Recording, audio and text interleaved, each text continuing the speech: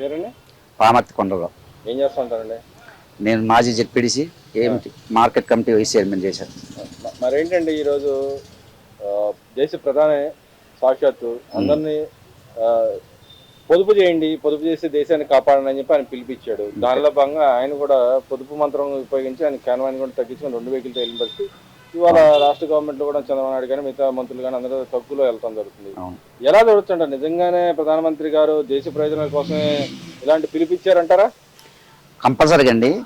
అది ఖర్చు తగ్గించుకొని ప్రభుత్వం మీద ఖర్చు తగ్గించినట్టయితే మరి ఆ ప్రధాని లాంటి వాళ్ళు మళ్ళీ మినిస్టర్లు ఎంపీలు ఎమ్మెల్యేలు కూడా తగ్గించుకుంటే మరి యొక్క ప్రభుత్వం మీద బడ్డెన్ తగ్గిద్దని చెప్పేసి ఒక మంచి నిర్ణయం తీసుకున్నారు. ఈ నిర్ణయానికి మరి అందరూ ఎంపీలు ఎమ్మెల్యేలు మరి సామాన్య ప్రజలు కూడా మంచి మార్గంలో నడుస్తారని చెప్పేసి ఆశిస్తున్నాం.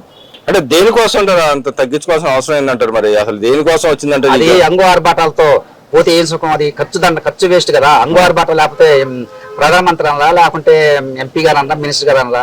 అలా ఇప్పుడు అంగు ఆర్భాటం ఉంటేనే ప్రధానమంత్రి అని చెప్పేసి ఒక డబ్బా కొట్టుకోవడం కంటే మరి ఖర్చులు తగ్గించుకొని ప్రభుత్వాన్ని నడపడంలో మంచి నిర్ణయం తీసుకోవాలి కానీ అని చెప్పేసి ఆయన ఆ నిర్ణయం తీసుకున్నారు.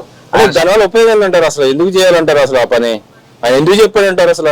అసలు ఆయన సాదాసీదా ఉన్న వ్యక్తి కదా. ఆయన మీద ఎవరు బాంబులు వేస్తారు, ఏం చెప్తారు? అలాంటి వ్యక్తికి ఎవరు అవసరం లేదు కదా. అదే పెద్ద ఫ్యాక్షనిస్ట్ మర్డరిస్ట్ అయితే వాళ్ళ కావాలి ఇలాంటి. కాబట్టి మామూలు ఎవరున్నారంటారు అలాంటి వాళ్ళు? ఎవరున్నారంటారు రాష్ట్రంలో, దేశంలో కానీ? అలాంటి వాళ్ళు కొంతమంది కాలగర్భం కలిసిన వాళ్ళు ఉన్నారు కదా. అలాంటి వాళ్ళు గుర్తుంచుకోవచ్చు. చేసి మన పేర్లు పెట్టడం వేస్ట్ కదా. ఇలాంటి సామాన్యమైన వ్యక్తి సామాన్య జీవితం గడిపితే తప్పేముంటుందని చెప్పేసి ప్రభుత్వానికి కలిసి వస్తుంది. మరి ప్రభుత్వ సొమ్ము దుర్వినియోగం కాదని చెప్పేసి ఒక మంచి నిర్ణయం తీసుకున్నారు మోడీ గారు. అదే బాటలో చంద్రబాబు గారు కూడా వెళ్తున్నారు. కాబట్టి చంద్రబాబు గారిని చూసి మన ఎమ్మెల్యేలు ఎంపీలు మినిస్టర్లు కూడా చేసినట్టయితే మన ప్రభుత్వం మీద బడ్డెన్ తగ్గిద్ది. ఈ యొక్క డబ్బుల్ని మరి వేరే వాటికి అభివృద్ధి పనులకు కానీ మరి సంక్షేమానికి కానీ ఉపయోగించని చెప్పేసి ఒక మంచి నిర్ణయం తీసుకున్నారు. ఇక్కడ పేర్నేని నాని గారు అంటున్నారు, ప్రధానమంత్రి గారు మీరు చూడటం సులువేనండి, మాటలు చెప్పడానికి ఏముంది, ఈజీగానే ఉంటారు కానీ ఆచరించి చూపించమని చెప్పి అడిగారు. మరి ఆచరించాడు అంటారా? ఆయన ఆచరించకపోతే వాళ్ళ వేకేసి తగ్గించుకున్నారు కదా, ఖర్చులు తగ్గించుకుని కనపడుతుంది కదా, చూపించారు కదా. అది మన కంటి కనపడుతుంది కదా.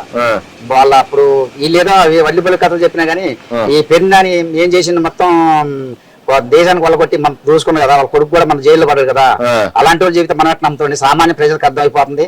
సామాన్యమైన వ్యక్తులకి ఇలాంటి విషయాలు ఏందని తెలుస్తుంది. అలాంటి వాళ్ళ జీవితం ఏంది? వాళ్ళు జైలు పోయి ఇచ్చినలే కదా. డైవర్షన్ పాలిటిక్స్ లాంటి దానికోసం ఇలాంటివి చేస్తాను. రేపు పెట్రోల్ రేట్లు పెరుగుతాయి కాబట్టి ఇలా డైవర్ట్ చేస్తానని చెప్పి మాట్లాడుతూ ఉన్నారు. పెట్రోల్ రేట్లు పెరగలేదు కండి, ఎక్కడ పెరిగింది? పెరగలేదు కదా. పెంచినప్పుడు మాట్లాడదాం అది జరిగితే.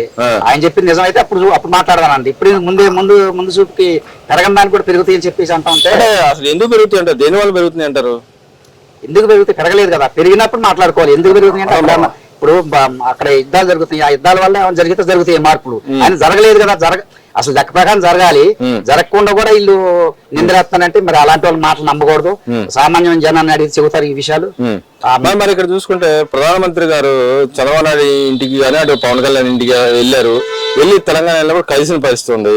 ఆయనతో మాట్లాడుకున్న వ్యవహారాలని ఉమ్మడి కుటుంబంలో ఉన్నారు కాబట్టి ఆయన ఉన్నా కూడా దాన్ని కూడా విమర్శిస్తా ఉన్నాడు. అట్లా వెళ్తాడు చంద్రబాబు నాయుడు ఇంటికి, ఆయన ఇంటికి వెళ్ళడానికి లేదు.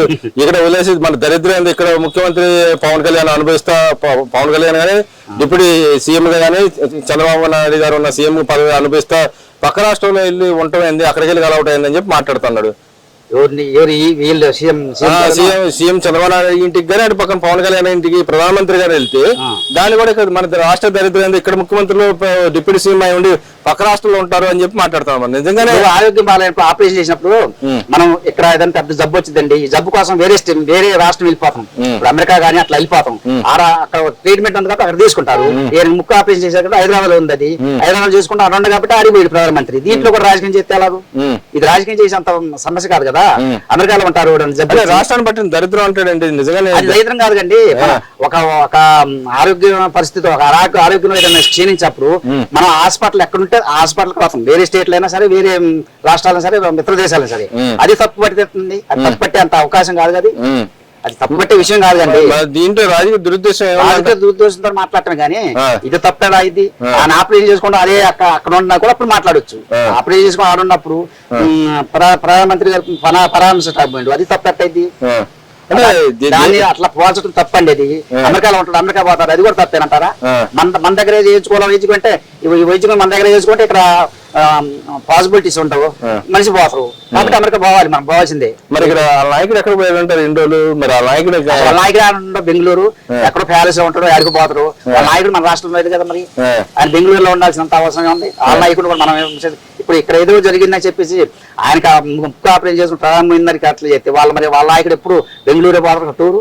ఇక్కడ ఉండేది తక్కువ కదా, సీఎం అయినంతకాలం ఉండదు కానీ ఇప్పుడు అసలు లేడుగా, మొత్తం అదే అనుకోండి. మరి ఏంది రాబోయే రోజుల్లో మాదే అధికారం మేము వస్తాం, ఈ గవర్నమెంట్ పని అయిపోయింది, అది తప్పుల మీద తప్పులు చేస్తాను, అధికారం మేము వస్తాం అని చెప్పి వాళ్ళు ప్రభుత్వంలో ఎక్కడ తప్పు జరగట్లేదు. అభివృద్ధి గాని, రోడ్లు గాని, డ్రైనేజ్ గాని అంతా అభివృద్ధి మీద అభివృద్ధి సంక్షేమం మీద కాన్సన్ట్రేట్ పెట్టారు. అసలు పోవటం అనేది జరగదు. అది ఇంకో సంగతి, ఆయనలాగా జైల్లో ఉండి చెప్పకూడదు దీని అలా చేసిన వ్యవహారాలు ఇక్కడ పవన్ కళ్యాణ్ గాని, చంద్రబాబు గాని, మోడీ గారిని చేస్తున్నారు. 58 రోజులు వేశారు కండి చంద్రబాబు నాయుడు గారిని. చంద్రబాబు గారిని కావాలని ఇచ్చింది కండి, ఆయన చేస్తే చేసింది కాదు కదా, అది కావాలని వేసింది కదా, అది విషయం. అక్కడ ఏ దూరద్దలో చూసినా కానీ అక్కడ ఎక్కడ దొరకట్లేదు. కాబట్టి ఇదేదో ప్రధానమంత్రి వచ్చిండు ఆ రాష్ట్రంలో ఉంటే ఆయన దగ్గర పోవటం ఏందని చెప్పేసి అబోధ కల్పనలో చెప్పి మాయ చేయడం తప్ప జనం అయితే నమ్మరు, ప్రజలైతే తిరస్కరించారు వాళ్ళని.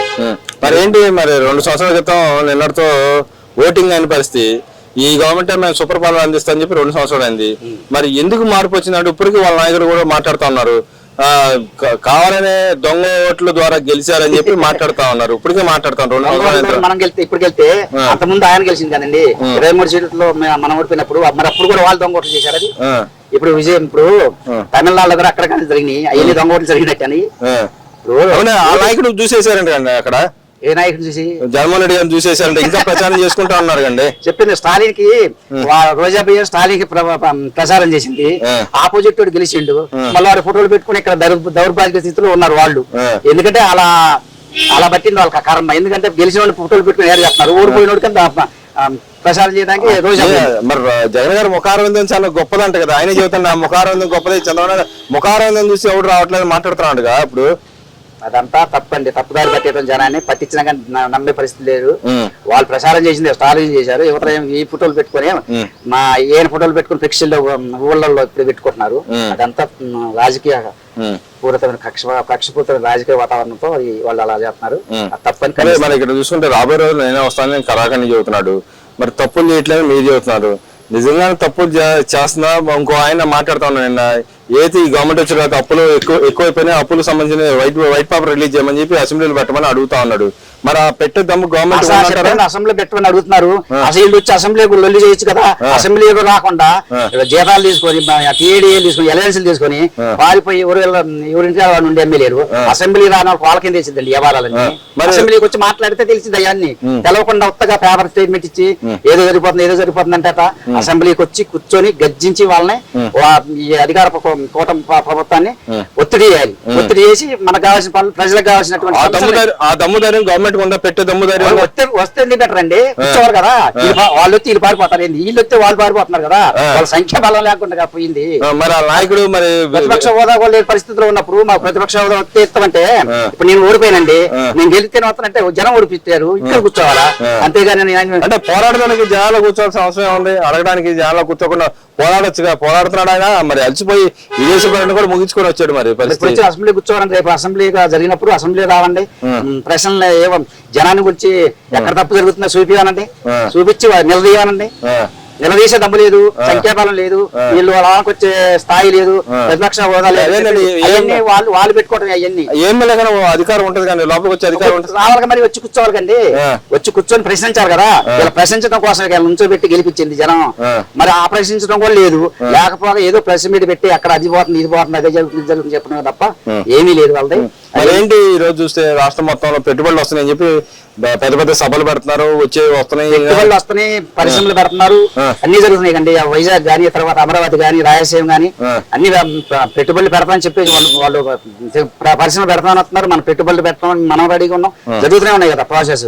ఉద్యోగాలు ఐటీ ఉద్యోగాలు వాళ్ళు వస్తూనే ఉన్నాయి, అంతా బాగానే జరుగుతుంది కదా. రావట్లేదు అంటారు వాళ్ళు, అంత మా నాయకుడు చేస్తున్నాడు. ఇనాగ్రేషన్ కూడా మా నాయకుడు రోజులు తిరుగుతా ఉన్నాడని చెప్తున్నారు. లండన్ లో కూడా ఇక్కడ తిరుగుతున్నాడు. ఆయన చేసినప్పుడు ఇప్పుడు ఈ కార్ల పరిశ్రమ అన్ని అయిపోయినాయి కండి. ఆయన చేసినప్పుడు కార్ల పరిశ్రమ వాళ్ళ పర్సంటేజ్ అయితే వాళ్ళు ఎక్కడ నుంచి పోయిన పరిశ్రమలో పోయినాయి, ఉన్న పరిశ్రమలో పోయినాయి. అప్పుడు చంద్రబాబు తీసుకొచ్చిన పరిశ్రమలో మొత్తం కియా వాళ్ళకి మొత్తం పీకొని పోయారు. అట్లా ఇప్పుడు మళ్ళా ఇప్పుడు మన ఎంపీ గారు ఉన్నారు కదా మాజీ గుంటూరు ఎంపీ ఆయన గల్లా జయదేవ్ వాళ్ళని కూడా ఒత్తిడి చేస్తేనే కానీ వాళ్ళు కూడా తగ్గింది. ఆ పరిశ్రమ కూడా ఇదే బ్యాక్ చేసినప్పుడు వాళ్ళ అధికారంలో ఉన్నప్పుడే వాళ్ళు చేసింది. వాళ్ళ పరిశ్రమ మీద ఒత్తిడి చేసి పరిశ్రమలకి పర్సెంటేజ్లు తర్వాత అయ్యి అని చెప్పేసి ఇబ్బందులు పెడితే పరిశ్రమ రాకుండా పోయింది. మరి ఇప్పుడు చంద్రబాబు గారు ఐటీ మినిస్టర్ లోకేష్ గారు ఇప్పుడు మళ్ళీ అందరూ అన్ని ప్రపంచ దేశాలు తిరిగి అందరిని పట్టుకుంటున్నారు. ఇప్పుడు అదేంది మా నాయకుడే తిరుగుతాడు, అప్పుడు వెళ్ళి టూర్ లో కూడా ఎక్కడ ఖాళీలో బిజీ తిరుగుతున్నా అని చెబుతారు. ఆయన రెస్ట్ తీసుకోవడం పోతాను లేండి, పిల్లల్ని చూడటానికి ఆ రెస్ట్ తీసుకోవడానికి అప్పుడప్పుడు సరదా కోసం పోతాను కానీ ఎక్కడ ఏ పరిశ్రమ తీసుకొచ్చింది ఎక్కడ అంత స్విఫీ ఉండవు. మరి సరదాగా ఉన్న కుర్రాడు మరి ఈయన ముసరాడు అని చెప్పి విమర్శించడానికి నిన్న సరదాగా ఉన్న కుర్రాడు హెలికాప్టర్ ఎక్కడానికి నిచ్చినేస్తున్నాడు దేనికంటారు? అదేనండి అదే జనం గమనిస్తూనే ఉన్నారు కదా. అంటే హెలికాప్టర్ ఎక్కడ నిచ్చిన కావాలంటారా? నిచ్చిన ఎందుకు కావాలండి, చంద్రబాబు ఎలా ఎక్కుతుండవు అలా ఎక్కాలి. ఇప్పుడు ముసలినప్పుడు నువ్వు కూడా ముసలి విస్తరణ చేయాలి కదా, నువ్వు నిచ్చినక్కడానికే ముసలుడేమో డైరెక్ట్ గా ఎక్కుతుండవు, నిచ్చిన వేసి ఎక్కుతుండవు. మనం అనుకోవాలి దాన్ని బట్టి చూస్తే.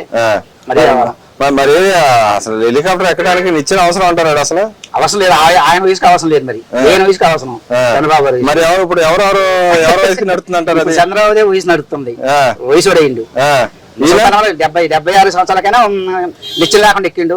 ఈయనకి అన్ని సంవత్సరాల్లో 52 సంవత్సరాలు ఎంత ఉన్నాయి కదా, 55 సంవత్సరాలు. ఆ 51 సంవత్సరాలు ఉన్నా కానీ నిశ్చయం లేకుండా ఎక్కలేకపోయిండు. మరి ఊరు ముసలు అంటారు.